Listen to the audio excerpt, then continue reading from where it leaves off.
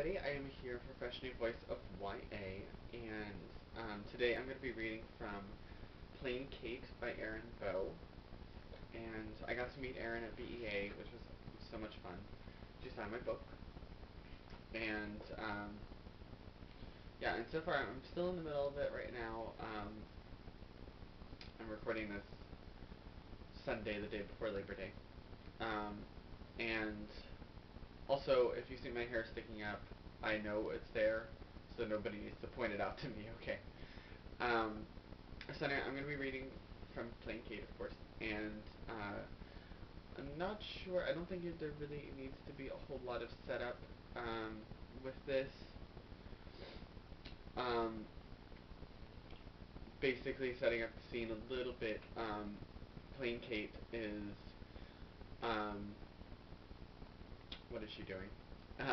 She is in the market selling things, and that's actually where she lives now because her father died, both of her parents are dead,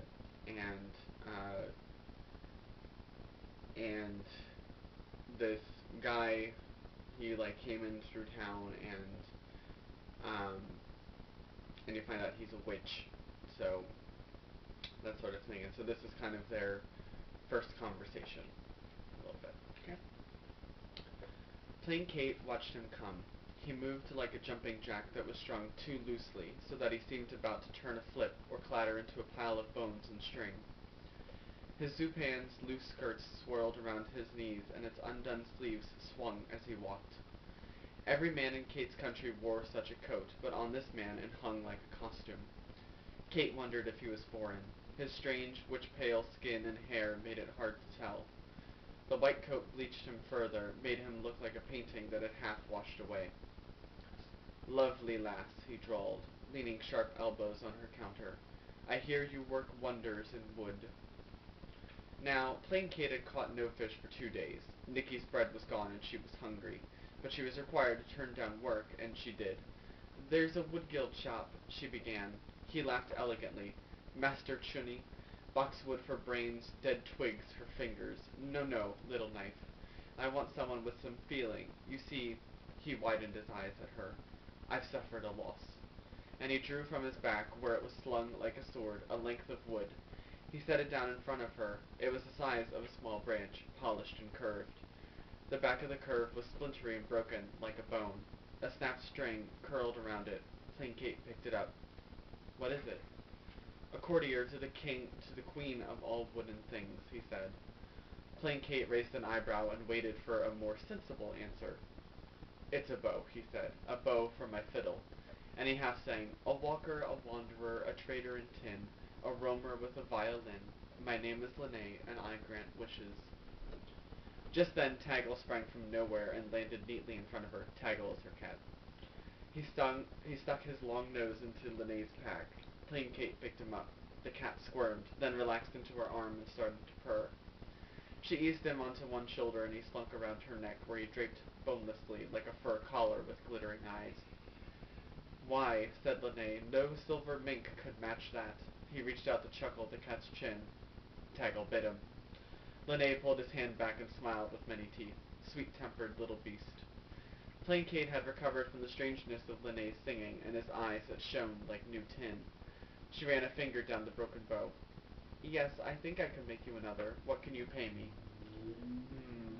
Lene leaned close. "I could write a song about your eyes."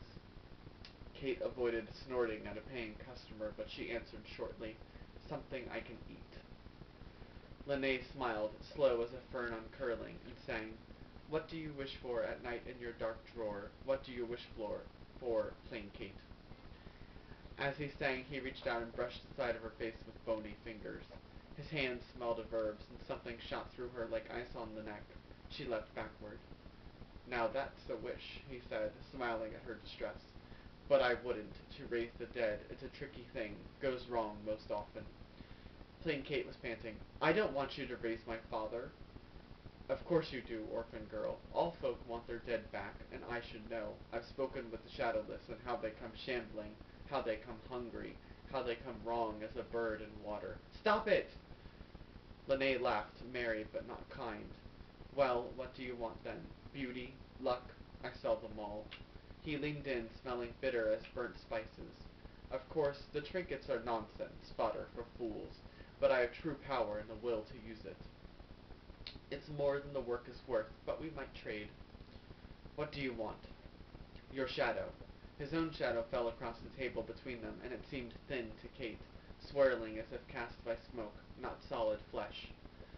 If you give me your shadow, I'll grant the secret wish of your heart. But why? Why do you want it? Ah, he winked at her.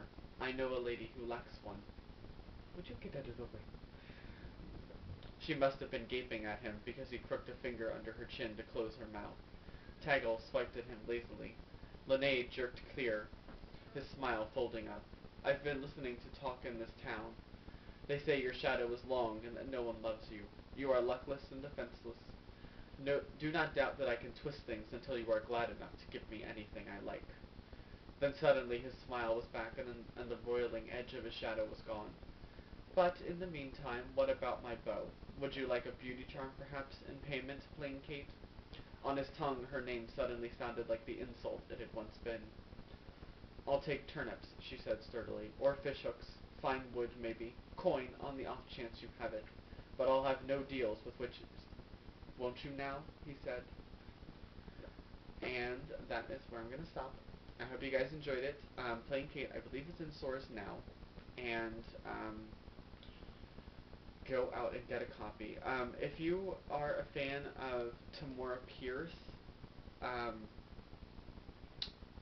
you would probably like this book. I mean, I don't really want to guarantee anything, but when I was reading this book, I got a really Tamora Pierce-ish kind of vibe from it, and so I think it would probably be something that would appeal to those readers. So, um, but yeah, so I hope you guys enjoyed it, and I will see you guys next time, whenever that is. Bye.